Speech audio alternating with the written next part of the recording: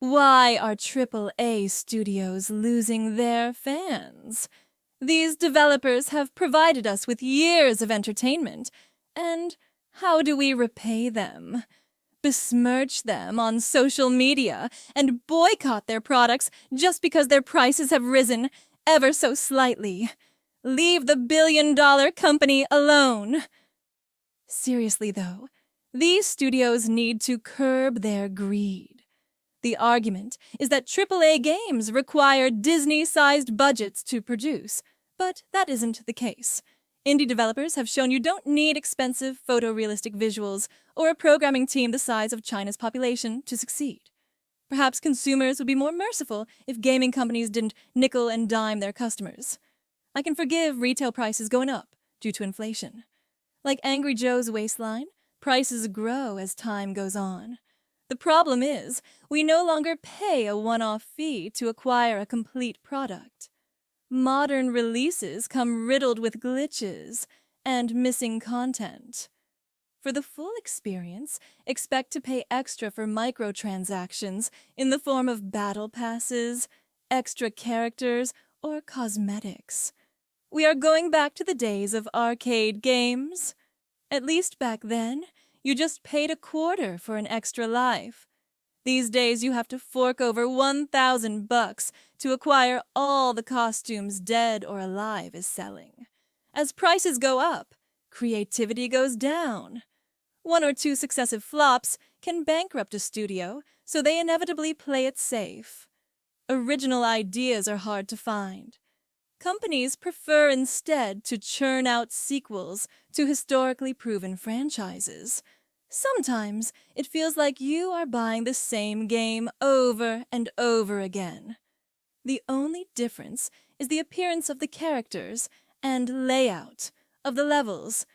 If you are foolish enough to purchase sport games on an annual basis, you pretty much are buying the exact same game.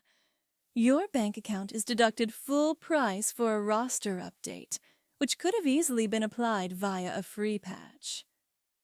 Developers know that modern games are poor value for money. What's the solution?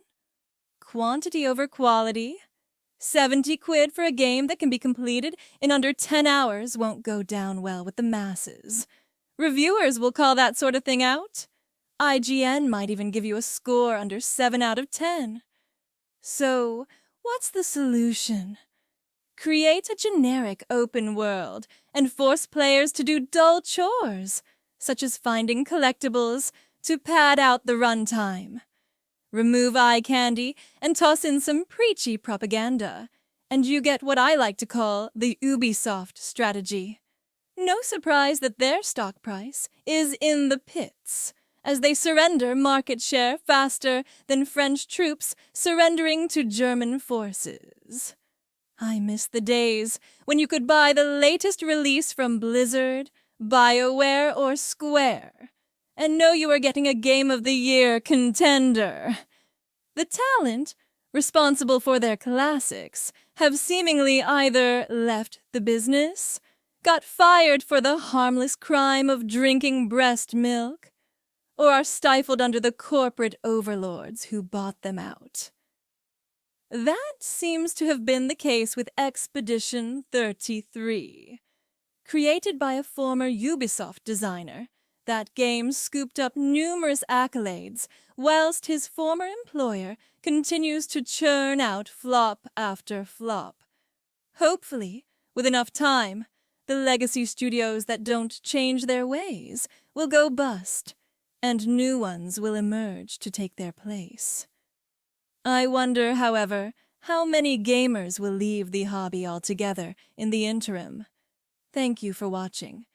If you enjoyed the video, please refrain from subscribing, as I wish to avoid the algorithm's deadly gaze.